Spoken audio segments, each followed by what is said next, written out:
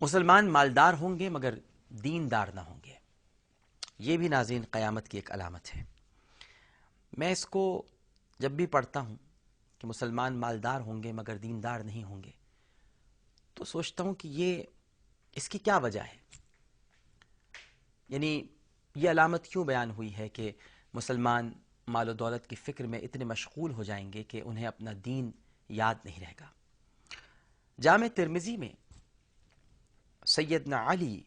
کرم اللہ وجہہ وہ روایت فرماتے ہیں کہ ہم رسول اللہ صلی اللہ علیہ وآلہ وسلم کے ساتھ مسجد میں بیٹھے ہوئے تھے کہ اچانک مصعب بن عمیر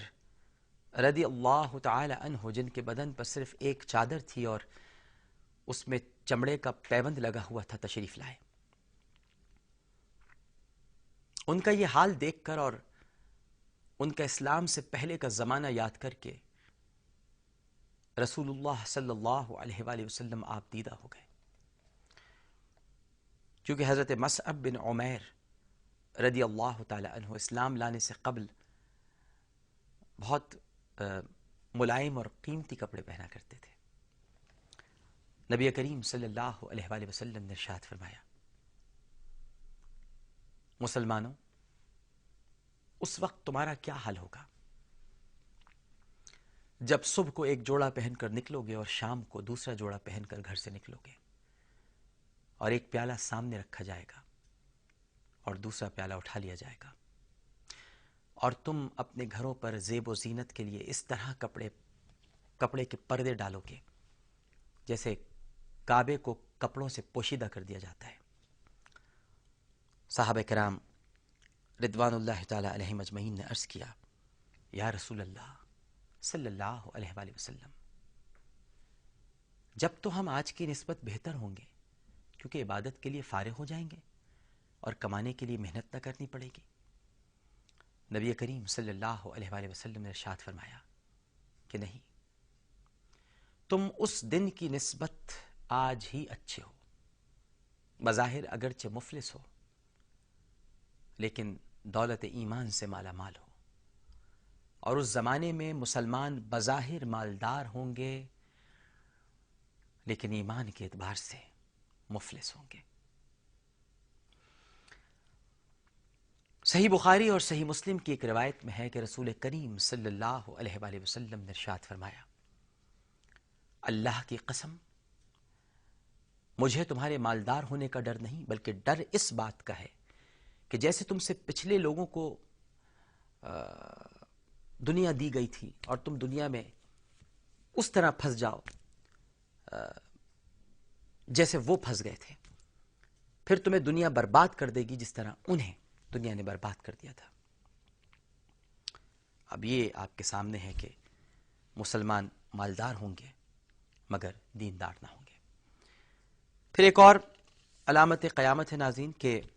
علم اٹھ جائے گا اور عالموں کی جگہ جاہل سنبھال لیں گے. مشکات شریف میں حضرت عبداللہ ابن مسعود رضی اللہ تعالی عنہ سے مروی ہے کہ نبی کریم صلی اللہ علیہ وآلہ وسلم نے ارشاد فرمایا کہ علم سیکھو اور سکھاؤ. اسلام کے فرائض خود بھی سیکھو اور لوگوں کو بھی سکھاؤ. قرآن خود بھی پڑھو اور لوگوں کو بھی پڑھاؤ، کیونکہ میں تمہارے پاس سے جانے والا ہوں اور علم بھی اٹھ جائے گا اور فتنے ظاہر ہوں گے، حتیٰ کہ جب کسی معاملے میں دو شخص جھگڑیں گے تو کوئی فیصلہ کرنے والا تک نہ ملے گا. صحیح بخاری اور صحیح مسلم میں حضرت عبداللہ ابن عمر رضی اللہ تعالی عنہ سے روایت ہے کہ نبی کریم صلی اللہ علیہ وآلہ وسلم نے فرمایا کہ بندوں میں سے اللہ علم کو اچانک نہ اٹھائے گا بلکہ علماء کو موت دے کر علم کو رفتہ رفتہ ختم کر دے گا،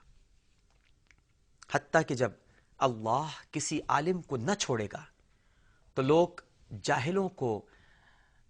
امیر اور اپنا سربراہ بنائیں گے اور ان سے مسائل اور معاملات کے بارے میں سوالات کیے جائیں گے اور وہ بغیر علم کے فتوے دیں گے، خود بھی گمراہ ہوں گے، دوسروں کو بھی گمراہ کریں گے. محدثین نے اس حدیث مبارکہ کی تشریح میں لکھا ہے کہ اللہ سبحانہ و تعالی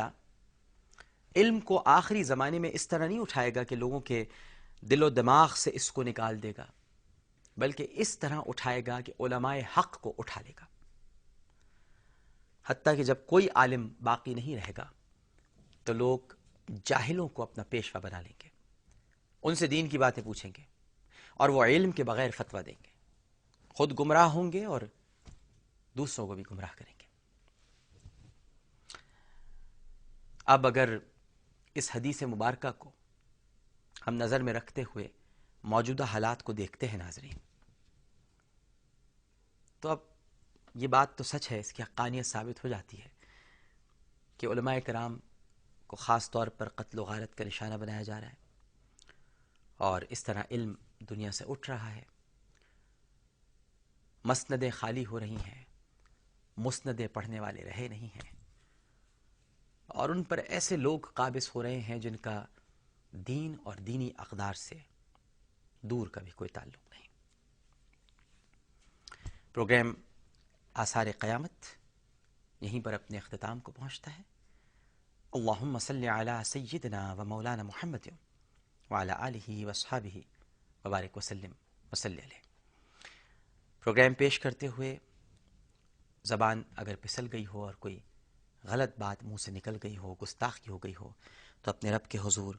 معافی کا خواستگار ہوں۔ اپنا بہت خیال رکھیے گا، اللہ نے چاہا تو کل پھر حاضر ہوں گے۔ اللہ حافظ۔